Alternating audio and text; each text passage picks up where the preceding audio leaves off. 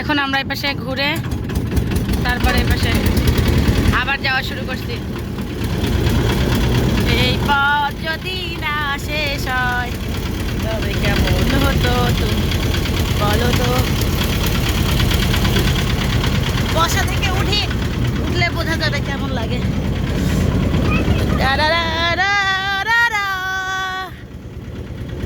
এত সুন্দর পথ,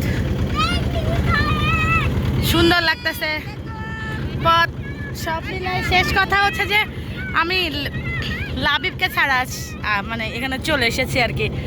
আসার পর ভালো লাগতেছে না, কি একটা রোমান্টিক টাইম পাস করা যাইতে একসঙ্গে থাকলে। আনিলা 2-3টা বাচ্চা নিয়ে আসছে, শামসুন্না 2টা বাচ্চা নিয়ে আসছে, নুরুদ্দিন সাথে বউয়ের সাথে শালি ফ্রি, শালির সাথে বাচ্চা ফ্রি, সব নিয়ে আসছে। আমি আর মরিয়ম জাতের একলা, দুজনে একা একা আসছি, ওটাই চিন্তা করতেছি। আদিয়া দুপুরে এসো, মাঠটা সুন্দর, অনেক সুন্দর লাগতেছে মাঠ, সব মিলায়ে অনেক ভালো লাগতেছে।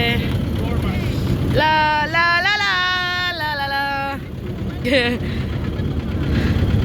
এই পাশে তখন দেখলাম একটা কাপল একদম চিপকায় বসে আছে, ভালোই লাগতেছিল দেখতে।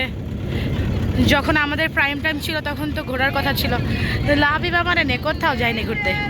আমার জীবনটা এমনিই গেল। পানিগুলো অনেক কালো।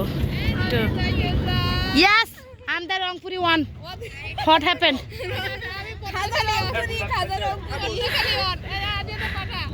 আদিয়াত উপরে যায় না, আদিয়াত নিচে খেলতেছে। এই যে একটা পাখি উড়ে যাচ্ছে, হাতি ওড়ে, পাখি ওড়ে, পাখি ওড়ে, হাতি ওড়ে, সবাই